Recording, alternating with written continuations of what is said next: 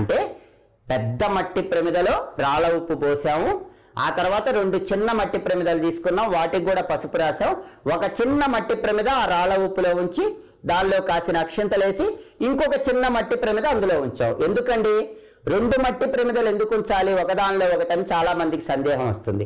ఎప్పుడు ఒక మట్టి ప్రమిదలో దీపం పెట్టకూడదు, 2 మట్టి ప్రమిదలు ఒకదానిలో ఉంచి ఒకటి దీపం పెట్టాలి. అందుకే ఆ పెద్ద మట్టి ప్రమిదలో ఉప్పు పోసి దాని మీద 2 చిన్న చిన్న మట్టి ప్రమిదలు ఉంచాం, మధ్యలో అక్షింతలు ఉన్నాయి.